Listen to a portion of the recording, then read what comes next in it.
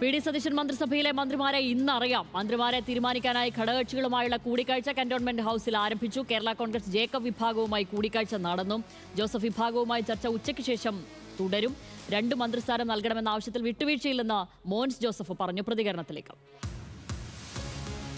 എണ്ണത്തിൽ ഇപ്പോൾ 7 MLA-മാരുണ്ട്. 9-ൻ്റെതായ വിജയം ഉണ്ടായിട്ടുമുണ്ട്. അപ്പോൾ ഞങ്ങൾക്ക് തീർച്ചയായിട്ടും 2 മന്ത്രിസ്ഥാനം എന്നുള്ളത് അർഹതപ്പെട്ടതാണ്. ആ 2 മന്ത്രിസ്ഥാനം ലഭിക്കണമെന്നുള്ളതാണ് പാർട്ടി ഉന്നയിച്ചത്. വകുപ്പുകൾ, പ്രധാനപ്പെട്ട വകുപ്പുകൾ കൂടി ചേർത്ത് കേരള കോൺഗ്രസിന് തരണമെന്ന ആവശ്യം ഉന്നയിച്ചിട്ടുണ്ട്. ഇന്ന വകുപ്പ് എന്നുള്ളത് ഉപേക്ഷിച്ച് ചർച്ചയിലാണ് പറയേണ്ടത്. അത് പൊതു ചർച്ചയിലേക്ക് പോകാൻ അക്കാര്യത്തിൽ ഞങ്ങൾ ആഗ്രഹിക്കുന്നില്ല. നേരത്തെ കേരള കോൺഗ്രസിന് ധനകാര്യ വകുപ്പ് അടക്കമുണ്ടായിരുന്ന സാഹചര്യങ്ങളുണ്ട്. അതിന് തത്തുല്യമായ നിലയിലുള്ള പ്രാധാന്യത്തോടുകൂടിയുള്ള വകുപ്പുകൾ കൂടി പാർട്ടിക്ക് ലഭിക്കുക എന്നുള്ളത് തികച്ചും ന്യായമാണ്. അത് ലഭിക്കുമെന്നാണ് ഞങ്ങളുടെ വിശ്വാസം. എല്ലാവരുടെയും പരിഭവങ്ങൾ പരിഹരിക്കുമെന്ന് KPCC അധ്യക്ഷൻ സണ്ണി ജോസഫ് പറഞ്ഞു. ഘടകകക്ഷികളുടെ തീരുമാനത്തിന് ശേഷം കോൺഗ്രസ് തീരുമാനമെന്നും സണ്ണി ജോസഫ്. എല്ലാം ശുഭകരം. കോൺഗ്രസിലെയും UDF-ലെയും മന്ത്രിസഭാ രൂപീകരണ ചർച്ചകൾ നല്ല നിലയിൽ പുരോഗമിക്കുന്നു. ഞാനിപ്പോൾ ബഹുമാന AICC ജനറൽ സെക്രട്ടറി KC വേണുഗോപാലിൻ്റെ വസതിയിൽ അദ്ദേഹത്തെ സന്ദർശിച്ചു. ഇനിയിപ്പോൾ കന്റോൺമെൻറ്റ് ഹൗസിൽ കോൺഗ്രസ് പാർലമെൻ്ററി പാർട്ടി ലീഡർ നിയുക്ത മുഖ്യമന്ത്രി VD സതീശനും മറ്റ് UDF നേതാക്കന്മാരുമായിട്ട് ചർച്ച ചെയ്യും.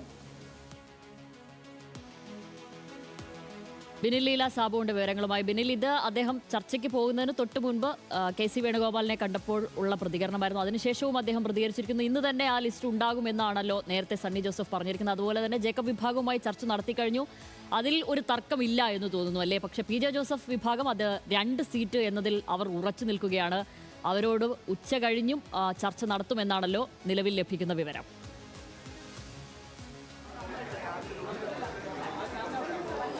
തർക്കം തുടരുന്നുണ്ട്. 2 മന്ത്രിസ്ഥാനം എന്നതിൽ ഉറച്ചു നിൽക്കുകയാണ് ജോസഫ് വിഭാഗം. അദ്ദേഹം ഇപ്പോൾ പുറത്തേക്ക് പോയിട്ടുണ്ട്. മോൻസും പുറത്തേക്ക് പോയി.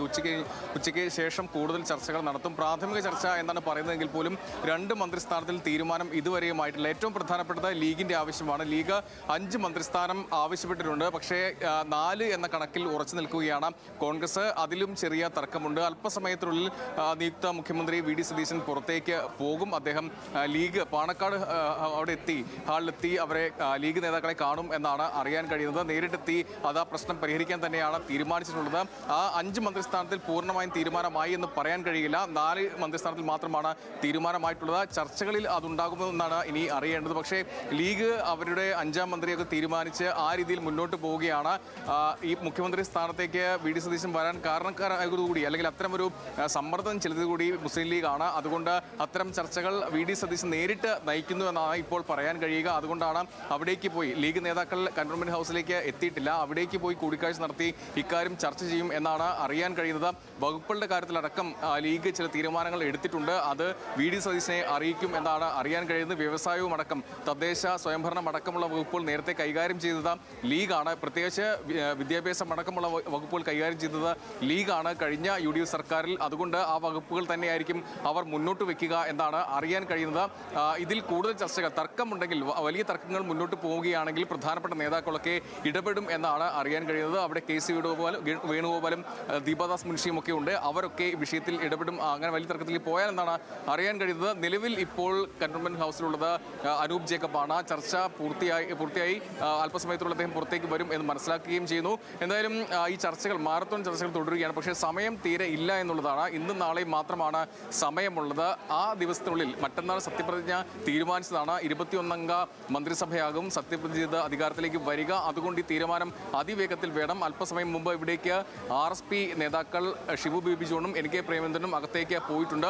അവരുടെ ആവശ്യം ഒരു മന്ത്രിസ്ഥാനം തന്നെയാണ്. നേരത്തെ UDF സർക്കാരിൽ ഒരു മന്ത്രിസ്ഥാനമാണ് അവർക്കുണ്ടായിരുന്നതെങ്കിൽ ഇത്തരത്തിൽ കൂടുതൽ മന്ത്രിസ്ഥാനം അവർ ആവശ്യപ്പെടുന്നില്ല. പക്ഷേ വകുപ്പുകളുടെ കാര്യത്തിൽ ചില തീരുമാനങ്ങളൊക്കെ വേണം എന്നാണ് അവർ പറയുന്നത്.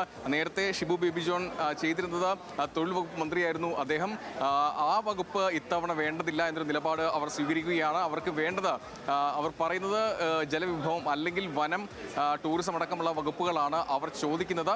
ആ വകുപ്പ് കിട്ടുമോ എന്നറിയാൻ, അല്ലെങ്കിൽ അത് ചർച്ച ചെയ്ത് വേണം അത്തരത്തിലൊരു തീരുമാനമെടുക്കാൻ. അങ്ങനെ അവർ ഈ ജലവിഭവം ചോദിക്കുകയാണെങ്കിൽ കേരള കോൺഗ്രസ് ജോസഫ് വിഭാഗത്തിന് ആ വകുപ്പിൽ കണ്ണുണ്ട്, ആ വകുപ്പ് അവർക്ക് വേണമെന്ന് ആവശ്യപ്പെടുന്നുണ്ട്. അത് പറയാൻ കാരണം നേരത്തെ NK പ്രേമേന്ദ്രൻ മന്ത്രിയായിരുന്നപ്പോൾ ആ വകുപ്പ് കൈകാര്യം ചെയ്തിട്ടുണ്ട്. മാത്രമല്ല തൊഴിൽ വകുപ്പിന് ഇപ്പോൾ പഴയ രീതിയിലുള്ള ആ പ്രാധാന്യമില്ല, അത് പ്രധാന വകുപ്പല്ല എന്ന് പറയുന്നു. അതുകൊണ്ട് അത് ആവശ്യപ്പെടാനാണ്. അങ്ങനെയെങ്കിൽ കേരള കോൺഗ്രസ് ജോസഫ് വിഭാഗത്തിന് ഏത് വകുപ്പ് നൽകും എന്നുള്ളത് ചോദ്യമാണ്. അവർ നേരത്തെ LDF സർക്കാരിലുണ്ടായിരുന്നപ്പോൾ മോൻസ് ജോസഫ് അവിടെ മന്ത്രിയായിരുന്നു. ആ മന്ത്രി പൊതുമരാമത്ത് മന്ത്രിയായിരുന്നു. പക്ഷേ പൊതുമരാമത്ത് അത് ലീഗിന്റെ വകുപ്പാണ്. അതുകൊണ്ട് ആ ലീഗ് ആ വകുപ്പ് ചോദിക്കുമ്പോൾ വിട്ടുകൊടുക്കാൻ തയ്യാറാകില്ല എന്നാണ് അറിയാൻ കഴിയുന്നത്. അങ്ങനെയെങ്കിൽ ആ രീതിയിലും ചെറിയ തർക്കങ്ങൾ വരും. ഇതൊക്കെ പരിഹരിക്കണമെങ്കിൽ സമയം വേണം. പക്ഷേ സമയമില്ല എന്നുള്ളതാണ്. എന്തായാലും വലിയ തർക്കങ്ങളിലേക്ക് പോയാൽ കൂടുതൽ നേതാക്കൾ വന്ന് ആ ചർച്ചകൾ ചെയ്ത് അത് പരിഹരിക്കാൻ തന്നെയാണ് തീരുമാനം. പിടിവാശി വേണ്ട, അത്തരത്തിൽ വലിയ കോലാഹലങ്ങൾ വേണ്ട എന്നുള്ളതാണ് VD സതീശിന്റെ തീരുമാനം. കാരണം 102 സീറ്റിൽ അധികാരത്തിലേക്ക് ചരിത്ര ഭൂരിപക്ഷത്തിലേക്കാണ് സർക്കാർ ഈ UDF ഭരണം പിടിക്കുന്നത്. അങ്ങനെ വലിയ തർക്കങ്ങളിലേക്ക് നേരത്തെ ലീഗിന്റെ 5ാം മന്ത്രിസ്ഥാനമൊക്കെ വലിയ ചർച്ചയും വിവാദവും ഒക്കെ ഉണ്ടായതാണ്. അങ്ങനെ ആ വിവാദത്തിലേക്ക് പോയാൽ അതിന്റെ ഒരു മനോഹാരം നഷ്ടപ്പെടും എന്നാണ് പറയുന്നത്. എന്തായാലും ശാംബി, നമുക്ക് ഇപ്പോൾ മനസ്സിലാക്കുന്നത് KC വേണുഗോപാൽ AICCയുടെ സംഘടനാ ചുമതലയുള്ള general secretary KC Venugopal cantonment ഹൗസിലേക്ക് എത്തുന്നു എന്നുള്ളതാണ്.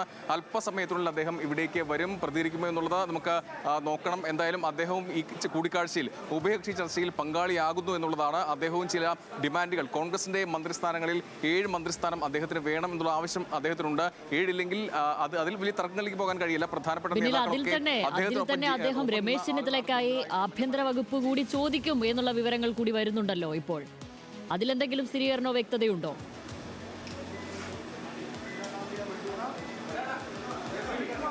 ശ്യാമിലി, അദ്ദേഹത്തിന് അങ്ങനെ ഒരു താല്പര്യമുണ്ട്, ആഗ്രഹമുണ്ട് എന്നാണ് അറിയാൻ കഴിയുന്നത്. ഇപ്പോൾ അടൂർ പ്രകാശ് UDF കൺവീനർ ഇവിടേക്ക് വരികയാണ്. ഈ ചർച്ചകളിൽ അദ്ദേഹം പങ്കെടുക്കും എന്നാണ് മനസ്സിലാക്കാൻ കഴിയുന്നത്. അതിന് പ്രതികരിക്കുമോ എന്ന് നോക്കേണ്ടിയിരിക്കുന്നു. കാരണം ചിലപ്പോൾ ചർച്ചകൾക്ക് ശേഷം മാത്രമേ അദ്ദേഹത്തിന് പ്രതികരണമില്ല. ഈ കൂടിക്കാഴ്ചയ്ക്ക് ശേഷം മാത്രമേ അദ്ദേഹം പ്രതികരിക്കുകയുള്ളൂ. UDF കൺവീനറാണ്. അദ്ദേഹം ഇന്നലെ നിലപാടുകളൊക്കെ പറഞ്ഞതുമാണ്. എന്തായാലും നേരത്തെ പറഞ്ഞത് KC വേണുഗോപാൽ ഇവിടേക്ക് വരുന്നു എന്നുള്ളതാണ്. പക്ഷേ അദ്ദേഹം ഇവിടേക്ക് എത്തും. പക്ഷേ ഇപ്പോൾ എത്തിയത് അടൂർ പ്രകാശ് ആണ് എന്നാണ് നമുക്ക് അടൂർ പ്രകാശാണ് കയറിപ്പോയത്. KC വേണുഗോപാൽ നിൽക്കുന്നത് രമേശ് ചെന്നിത്തലയ്ക്ക് വേണ്ടി അദ്ദേഹം വാദിക്കും എന്നുള്ളത് ഉറപ്പാണ്. പ്രത്യേകിച്ച് അദ്ദേഹം മുഖ്യമന്ത്രി സ്ഥാനത്തേക്ക് വരാൻ ആഗ്രഹിച്ച് ഇരുന്നയാളാണ് KC വേണുഗോപാൽ. അവസാന നിമിഷവും അദ്ദേഹത്തിന് ആഗ്രഹമുണ്ടായിരുന്നു, ആ നീക്കമുണ്ടായിരുന്നു.